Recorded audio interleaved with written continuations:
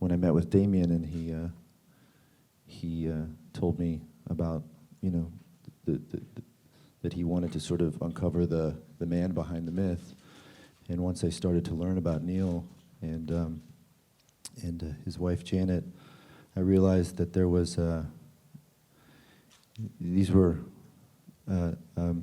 this incredible life was really deserving of the tribute that Damien wanted to pay to it. I think in some ways I've always been interested in people who have a hard time communicating their emotions in maybe the sort of quote-unquote normal way.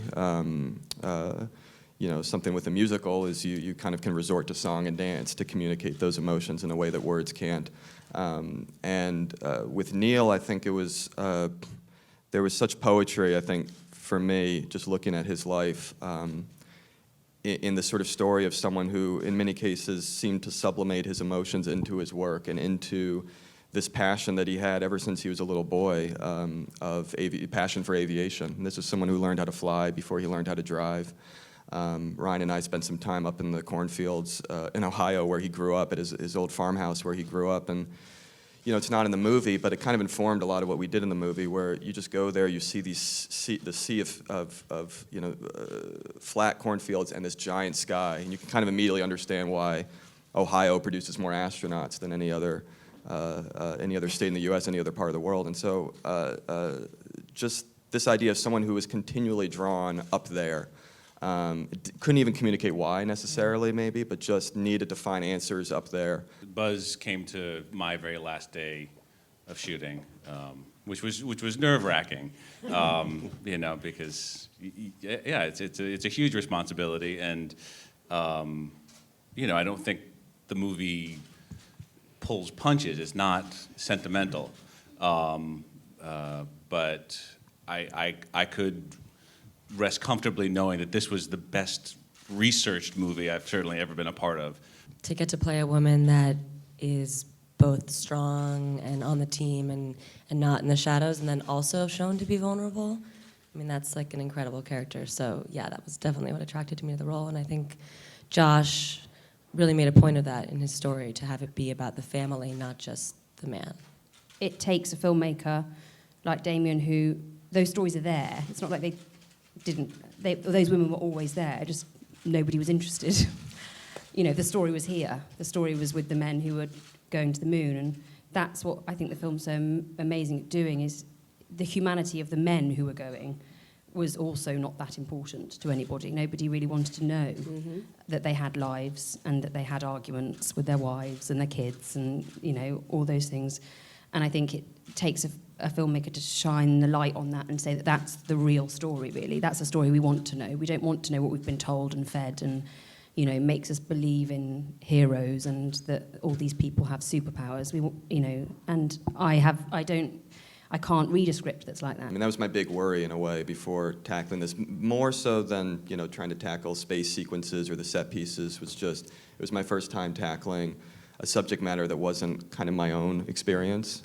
Everything I'd done up till then, I'd written myself and largely kind of at least paralleled with experiences I'd had. I was very jealous because I went several times to Houston and to the Cape and you know, spent as much time there as I could, but I remember we set up this like training, you know, week or so of training for Ryan, and then for the rest of the cast, and then for Corey, and then they would come back to me with these stories and pictures of like driving the Mars rover and doing like, I was like, no one ever, I never got to do any of that stuff. I was like looking at charts and, you know, mapping numbers on, you know, graphs and, you know, but hey, both approaches are appropriate. I think in some ways it's a question you have to ask about almost any truly kind of history-making achievement. I think sometimes we like to, we almost willfully forget how costly these achievements can be. But I think one thing that was also really interesting to me about Neil, that to me was very different from any character I had tried to film before, was that, you know, I'd filmed characters who had this sort of burning ambition to, you know, be great or be famous or whatnot. And Neil, certainly he was full of ambition, but at least the way we interpreted him, I think what was so fascinating about him is that I think in some ways he himself couldn't even articulate why the moon or why certain missions. I think in many ways he thought of himself as doing a job, and it came from this true childhood love of planes, which extended into spacecraft. But I think, again, and it was something Ryan articulated early on when we were talking about the character, I think there was something deeper to Neil that was not so much about ambition and more just about constantly wanting to see just beyond.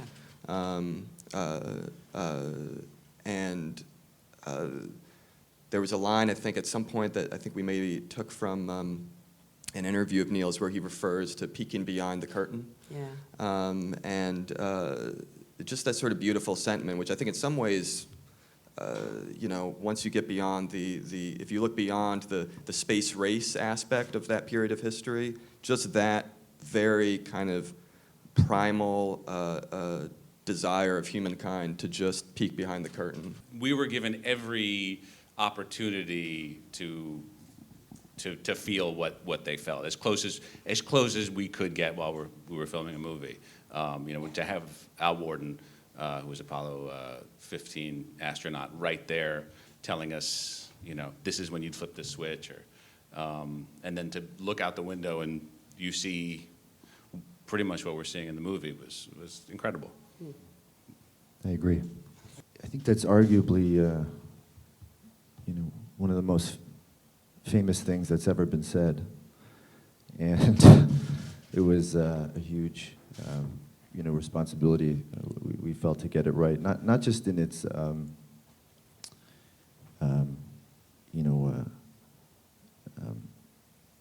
sonically or to parrot it, but I feel like that line says so much about what I admired about Neil, which was his ability to see everything in broader terms. That he could see a giant leap in one small step. That he could see himself as a man, both representing his country and a human being representing mankind. It's such a profound thing to say, and I feel like it always fascinated me what person would say that. Who is that person that could make this heroic moment not about themselves, but about everything, and to put it so eloquently, so beautifully. It's just it was an honor to be able to say it and to get to understand or try and understand the man that would say something like that.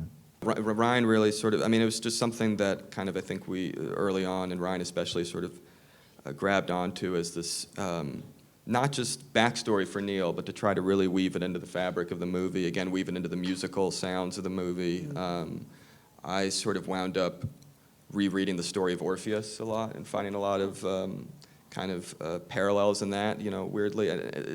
Again, I think as the moon landing is such a sort of hard to fathom event, you wind up turning to mythology to process it, and just something about that idea of someone who loses someone he loves and travels where humans, mortals, aren't supposed to travel. Basically travels beyond the beyond, and whether it's to Hades or to the underworld or to the moon, this idea of kind of going across the other side in order to maybe find some solace, just seemed like a beautiful sort of metaphor for us to kind of bake into our approach. I also find like sometimes you actually, at least I found, kind of listening to interviews or talking to former astronauts, especially those who had walked on the moon, that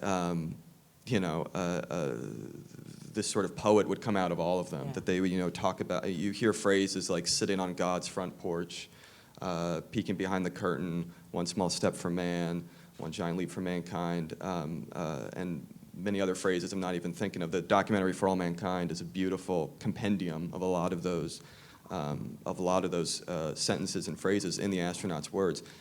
I think, again, it speaks to something we wanted to try to capture with the movie is that this dual dimension of the Apollo program, that on the one hand, this was a gritty, visceral, tough, grueling, very mechanical process. These were machines that were built by hand, people putting their lives at risk and hurtling off into outer space in a way that it seems astounding it ever worked. You know, that any of them came back alive is mind-boggling. And yet there's this sort of, you can't deny the spiritual dimension to what happened, and I think that sort of, Al Bean, a famous moonwalker who passed away recently, he devoted much of the rest of his life after the moon to painting and creating these amazing paintings of moonscapes. It's somehow tapped into this spiritual, romantic poet in all of these astronauts, whether they were fighter pilots or scientists, that I think is, sort of beautiful and speaks to that kind of dimension of the moon that I think is very hard to process and fathom. And so you try to reach for language or certain images to try to capture it. Ladies and gentlemen, you're watching Hey You Guys! Hey You Guys, huh? Hey You Guys. Is that from the Goonies? It is indeed, yes. Nice. Hey You Guys!